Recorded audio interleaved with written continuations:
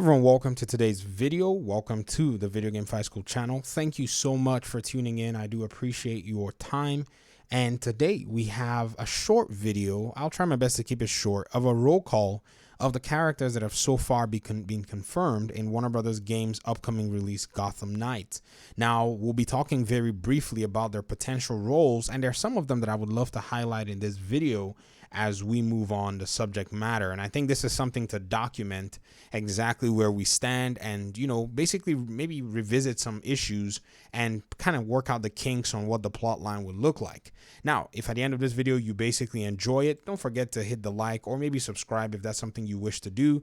I'm certain that it's going to help the channel and even move the content to be exposed to other people, and it'll be much appreciated. So far for the roll call and for the characters that are confirmed, we know the Gotham Knights, all four of them are confirmed. Robin, Nightwing, Jason Todd, aka the Red Hood, and Barbara Gordon, aka Batgirl. Now, this is not, something that's new, neither is it something that should in any sense amaze anybody.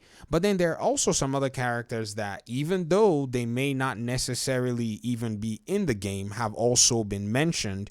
And in some cases, some characters have been alluded to, or I would say groups. So characters like that include Bruce Wayne, who in the beginning of the reveal basically is talking about his own possible demise based on the message that he's, relaying to the Gotham Knights. And then you also have Jim Gordon being referenced by Bruce Wayne as having passed away. And then also, as you're watching the gameplay reveal in, this particular scenario, they revealed Alfred and also revealed Mr. Freeze, who is basically going to be playing one of the roles of a villain. And then the Court of Owls are also revealed as well.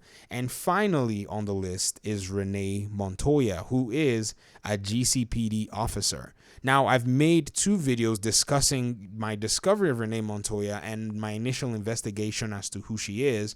So if you haven't seen those videos, you can go back and check them out. Now, the potential roles of these characters are quite interesting to explore. I mean, the Gotham Knights is quite obvious. Their goal is to basically make sure Gotham stays as a stable place because Batman's own departure or unfortunate demise, if that's happened, is the catalyst for maybe bad guys to come out of the woodworks and start troubling the city of Gotham. And they're the ones that are going to be at the forefront of this, so everybody pretty much knows this. But there are some, issues that seem to start arising as time goes on, and those issues are the absence of Bruce Wayne and also Jim Gordon. What does this actually mean?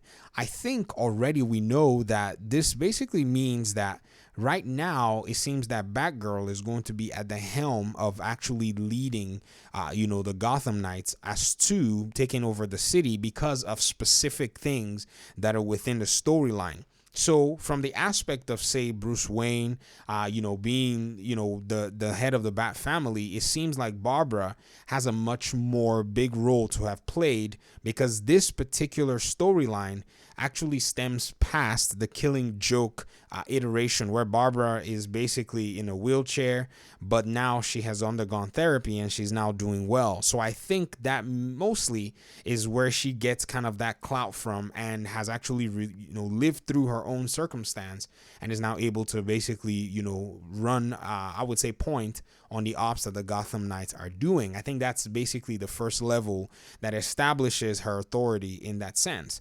The second level is that the absence of Jim Gordon makes it some sort of a necessity, and that is with the integration of Rene Montoya, a GCPD officer that basically, according to the literature, is loyal to Jim Gordon. So I've mentioned this before that, Batman actually mentions that basically there's no one that they can really trust. There's barely anyone they can trust in the GCPD.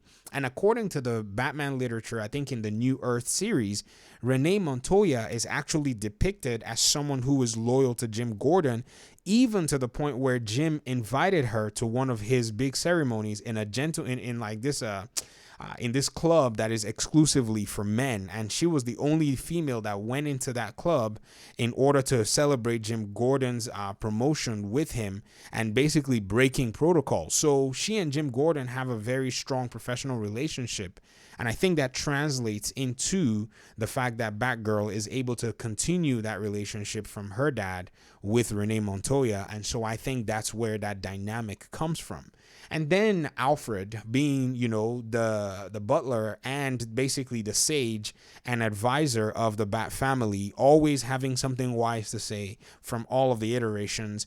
I just feel like if, you know, Alfred was not in this game, then the game will probably not be complete. In fact, it's getting to the point where it's starting to sit better that Alfred is in the game and Batman is not in the game, because that's just how important Alfred is to the Batman storyline. I know it may sound a little trivial, you know, that, you know, Batman doesn't seem to be in the picture right now, but it's not necessarily a big deal because it's only been teased. Even with the trailer, even with the reveal, even with a lot of the stuff that the developers are saying, there's a potential that Batman is still in the game. And if they do a very good job and an iteration of this particular game, then there will be no need to worry about Batman being in the game, really, if they're able to pull it off very well. Now we're going to visit the Court of Owls and Mr. Freeze. And the reason I'm putting both of them together is because in the 52 comics that do depict the Court of Owls, in that whole line of the narrative and the storytelling, both of these characters are actually, you know, there in that storyline. So it's really interesting that the perspective that they're coming from for Mr. Freeze, we don't know yet, but it could be one of many.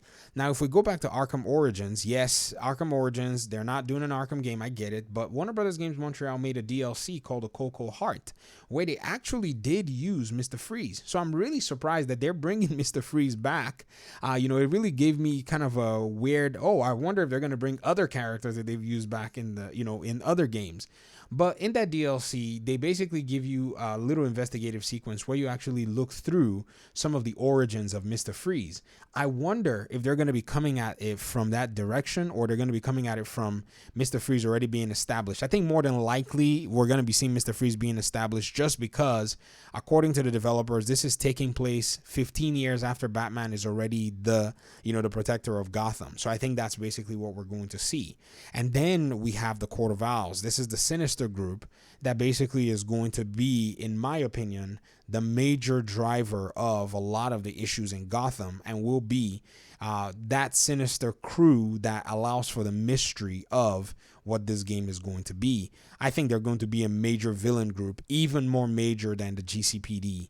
And I say that because, yes, the GCPD will have some dynamic and weird, you know, awkward relationship with the Gotham Knights, but nonetheless, I don't think that really does negate from the fact that, you know, they're going to be some level of a distraction, or some level of a force that the Gotham Knights are going to have to deal with on the long run.